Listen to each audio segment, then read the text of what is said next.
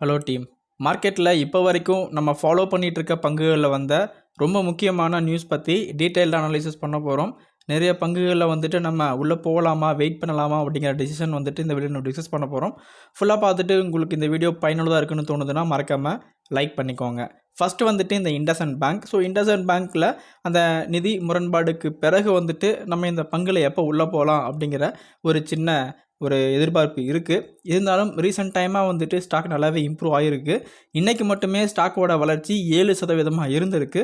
அதுக்கான காரணம் பார்த்தீங்க அப்படின்னா பேங்க் சைடில் ஒரு கிளாரிஃபிகேஷன் கொடுத்துருக்காங்க. ரீசெண்டாக வந்த இந்த 1979 கிட்டத்தட்ட 2000 கோடி நிதி நெருக்கடி அப்படிங்கிறது இந்த ஃபினான்ஷியல் இயர் 2025 மார்ச்சோட ரிசல்ட்டில் நாங்கள் மைனஸ் பண்ணிக்க போகிறோம், அதாவது அதில் அவங்க வந்துட்டு சேர்த்துக்க போகிறோம் அப்படிங்கிற மாதிரி சொல்லியிருக்காங்க. ஆல்மோஸ்ட் இதனால் என்ன ஒரு பாதிப்பு வரப்போகுதுன்னு பார்த்தீங்கன்னா மேபி அந்த ரிசல்ட் அடி வாங்கிறதுக்கான வாய்ப்பு இருக்குது. ஸோ இந்த நியூஸ் பொறுத்தளவுக்கும் பலதரப்பட்ட புரோக்கர் கம்பெனிஸ் வந்துட்டு அவங்களோட ஒப்பீனியனை ஷேர் பண்ணியிருக்காங்க.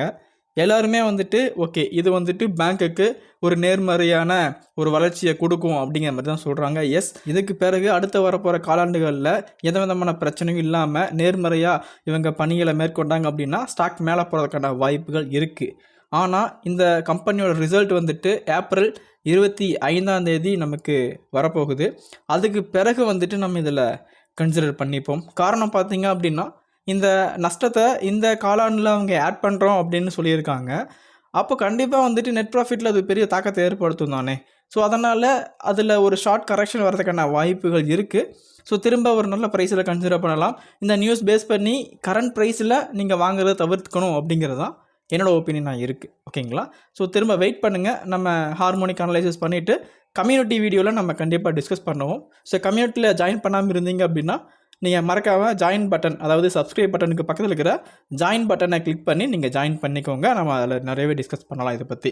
ஏன்னா இப்போதைக்கு 45 அனலிஸ்ட் வந்துட்டு இந்த பேங்க்கை அனலைஸ் பண்ணிவிட்டு அதில் 19 பேர் பை ரேட்டிங் கொடுத்துருக்காங்க. சேம் 19 பேர் வந்துட்டு ஹோல்டு ரேட்டிங் கொடுத்துருக்காங்க.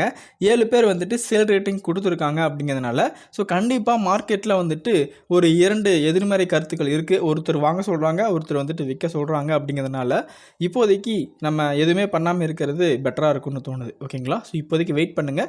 ரிசல்ட் வந்ததுக்கு பிறகு எந்த அளவுக்கு அது கம்பெனியை பாதிச்சிருக்கு அப்படிங்கிறத நம்ம அனலைஸ் பண்ணிட்டு பிறகு நம்ம இதில் முதலீடு பற்றின முடிவுகளை எடுக்கலாம். ஓகேங்களா? அடுத்ததாக இந்த மகாநகர் கேஸ், இந்திரபிரசாத் கேஸ், இந்த மாதிரி டொமஸ்டிக் கேஸ் கம்பெனிஸுக்கு ஒரு பெரிய இழப்பு ஏற்பட்டிருக்குங்க. நான் ஆல்ரெடி சொல்லியிருக்கேன், இந்த கவர்மெண்ட் நேரடியாக வந்துட்டு தொடர்புடைய செக்டார்ஸை நம்ம ரொம்ப கேர்ஃபுல்லாக தான் ஹேண்டில் பண்ணணும். ஏன்னா அவங்களோட ஒவ்வொரு முடிவுகளும் வந்துட்டு இந்த மாதிரி கம்பெனிஸ் ரொம்பவும் பாதிப்படைய வைக்கும். ஏன்னா இப்போ ரீசெண்டாக இந்தியன் கவர்மெண்ட் அந்த டொமஸ்டிக் ப்ரொடியூஸ்டு நேச்சுரல் கேஸோட அலகேஷனை வந்துட்டு ரெடியூஸ் பண்ணியிருக்கிறதுனால இந்த மகாநகர் கேஸ் கிட்டத்தட்ட 6% கீழே விழுந்திருக்காங்க. இந்திரபிரசாத் கேஸ் பார்த்திங்கன்னா 4% பக்கம் கீழே விழுந்திருக்காங்க. கெயிலும் வந்துட்டு நல்ல ஒரு இறக்கத்தை சந்திச்சிருக்கு. குஜராத் ஸ்டேட் பெட்ரோ நெட் லிமிட்டடும் வந்துட்டு நல்ல ஒரு இறக்கம். இந்த மாதிரி எல்லா ஸ்டாக்குகளுமே குறைஞ்சபட்சம் வந்துட்டு 1.2% மேலே வந்துட்டு இறக்கம்ங்கிறத கொடுத்துருக்காங்க. ஸோ கவர்மெண்ட் இதில் அடிக்கடி நிபந்தனைகளில் மாற்றிக்கிட்டே தான் இருப்பாங்க. அதனால் இந்த மாதிரி கம்பெனிஸ் வந்துட்டு நல்லாவே ஃப்ளக்சுவேட்டடாக தான் இருக்கும். அதனால தான் இதில் வந்துட்டு ஒரு நிரந்தரமான முதலீடு நம்மளால் பண்ண முடியாது. வாய்ப்பு கிடைக்கும் போது நம்ம ட்ரேட் பண்ணுறதுக்காக மட்டும்தான் இந்த பங்குகளை பயன்படுத்திட்டு இருக்கோம். ஓகேங்களா? இப்போதைக்கு இந்த நியூஸ் பொறுத்தளவுக்கும் ஸ்டாக்கில் இன்னும் கொஞ்சம் இறக்கம் வருவதற்கான வாய்ப்பு இருக்குது. ஸோ நல்ல லெவல் ரிவர்சலில் கண்டுபிடிச்சி நம்ம குயிக் ப்ராஃபிட் மேக் பண்ண ட்ரை பண்ணலாம் இந்த பங்குகள் பொறுத்தளவுக்கும்.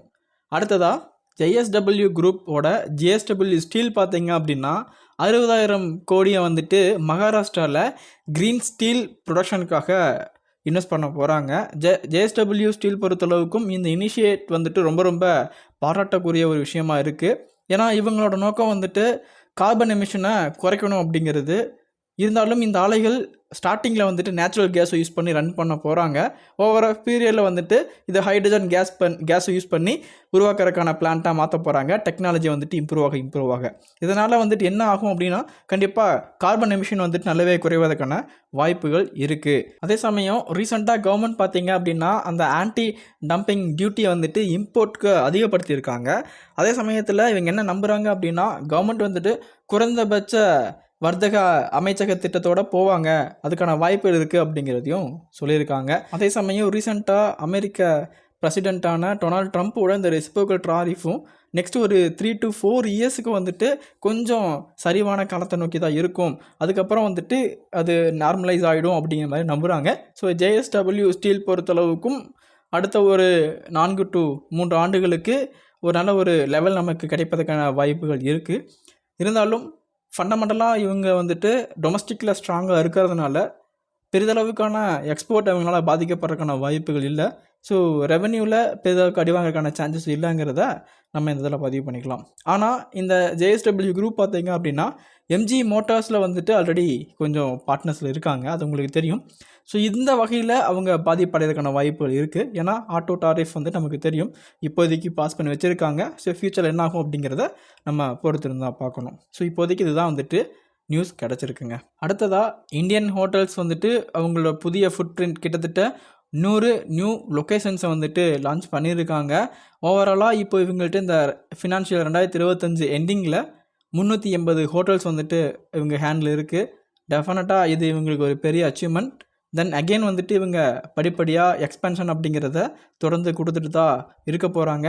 இவங்க பார்த்தீங்க அப்படின்னா அப்பர் செக்மெண்ட்டையும் ஃபோக்கஸ் பண்ணுறாங்க, மிட் ஸ்கேல் செக்மெண்ட்டையும் ஃபோக்கஸ் பண்ணுறனால ஸோ இவங்க அதனால தான் வந்துட்டு ஒரு பெரிய மார்க்கெட் லீடராக இந்த ஹோட்டல் பிஸ்னஸில் வந்துட்டு இருக்க முடியுது. ஸோ டெஃபினட்டாக வந்துட்டு இது இந்த ஸ்டாக்குக்கு ஒரு பெரிய இம்ப்ரூவ்மெண்ட் இருக்கும். ஆல்ரெடி இந்த ஸ்டாக்கை வந்துட்டு நம்ம நல்ல லெவல் கிடச்சிச்சு. ஸோ ரொம்ப நாளைக்கு அந்த லெவல் நமக்கு கன்சாலிடேட் ஆகலை. மேபி ஃபார்வர்டில் ஏதாச்சும் வாய்ப்புகள் கிடச்சிச்சின்னா கண்டிப்பாக நம்ம கம்யூனிட்டி வீடியோவில் இதை பற்றி நம்ம டீட்டெயிலாக டிஸ்கஸ் பண்ணலாம். ஓகேங்களா? தென் அடுத்ததாக வந்துட்டு DLF ஒரு முக்கியமான பிளானில் இருக்காங்க. அவங்க கோவா, டெல்லி, குருகிராம் இந்த மாதிரி 3 பிளேசஸில் புதுசாக வந்துட்டு மால்ஸ் அமைப்பதற்கான பிளான் இருக்குது. 2026 ஃபினான்ஷியல் இயரில் இதுக்கான ப்ராசஸ் ஸ்டார்ட் ஆகும் அப்படிங்கிற மாதிரி சொல்லியிருக்காங்க. இந்த ரியாலிட்டி செக்டர் பொறுத்தளவுக்கும் இந்த DLF அப்படிங்கிறது ரொம்ப முக்கியமான ஒரு கம்பெனி. ஒரு கட்டத்தில் பயங்கரமாக இம்ப்ரூவ்மெண்ட் ஆகிட்டு இருந்துச்சு. ஒரு சில அலோகேஷன்ஸ்னால வந்துட்டு படிப்படியாக ஷேர் ப்ரைஸ் நல்லாவே இறங்கி இப்போதைக்கு ஒரு சின்ன ஒரு மொமெண்டம் அப்படிங்கிறது ஃபார்ம் ஆகிட்டு இருக்குது. ஸோ யாரெல்லாம் வந்துட்டு ரியாலிட்டி செக்டரில் ஃபோக்கஸ்டாக இருக்கீங்களோ அவங்களாம் வந்துட்டு கண்டிப்பாக DLF-ஐ வந்துட்டு ஃபோக்கஸில் வைங்க. அது இல்லாமல் நம்ம நிறைய பங்குகளை பற்றி நம்ம டிஸ்கஸ் பண்ணியிருக்கோம். கோத்ரேஜ் ப்ராப்பர்ட்டிஸ் ஆகட்டும், தென் நிறைய பங்குகள் பற்றி நம்ம பேசியிருக்கோம். ஸோ இந்த மாதிரி ரியாலிட்டி செக்டருக்குன்னே தனியாக நம்ம ஒரு வீடியோ ரெடி பண்ணி கொடுக்கலாம் அப்படிங்கிற ஐடியாவில் இருக்கும். இன்னும் நிறைய கண்டென்ட் வந்து நமக்காக லைனப்பில் இருக்குது. ஒன்று நம்ம டிஸ்கஸ் பண்ணும்போது அந்த செக்டரில் எந்த ஸ்டாக்கை ஃபோக்கஸ் பண்ணலாம் அப்படிங்கிறத பற்றி நம்ம டிஸ்கஸ் பண்ணலாம். ஏன்னா ஆல்ரெடி கேசவன் அகாடமி சேனலில் கிட்டத்தட்ட ஒரு 6-7 செக்டரை பற்றி நம்ம வீடியோ பார்த்துட்டோம். இன்னும் ஒரு சில செக்டர்ஸ் இருக்குது. அந்த செக்டர்ஸ் வீடியோஸ் வந்துட்டு கண்டிப்பாக அந்த சேனலில் ஒளிபரப்பாக வாய்ப்பு இருக்குது. கண்டிப்பாக அங்கே ஃபோக்கஸ் பண்ணுங்கள். தென் அடுத்ததாக வந்துட்டு இந்த ஏர்டெல் தரப்பில் அவங்க பிளாங்கெட் கூட பார்ட்னர்ஷிப்பில் ஆட் ஆக போகிறாங்க.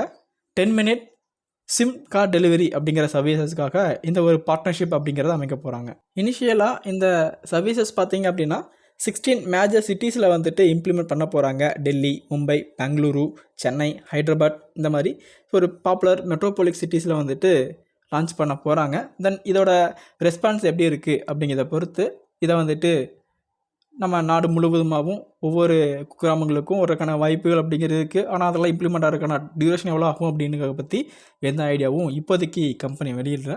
தென் sim activation and Aadhaar based work எல்லாமே வந்துட்டு அவங்க டோர் ஸ்டெப்பில் தான் பண்ணி கொடுக்க போகிறாங்க அப்படிங்கிறதையும் சொல்லியிருக்காங்க. ஆல்ரெடி நமக்கு வந்துட்டு ஏர்டெல் ஃபைபர் இருக்குது, ஏர்டெல் ஏர் ஃபைபர், இந்த மாதிரி நிறைய சேவைகள் வந்துட்டு அவங்க கொடுத்துட்டு தான் இருக்காங்க. அதனால் அவங்களுக்கு திரும்பவும் இது வீட்டில் போய் டெலிவரி பண்ணி ஆக்டிவேஷன் பண்ணுறது பெரிதளவுக்கான ஒரு வேலையாக இருக்காது. ஏன்னா மேபி ஆல்ரெடி அவங்கள்ட்ட டீலர்ஸ் அப்படிங்கிறது இருப்பாங்க.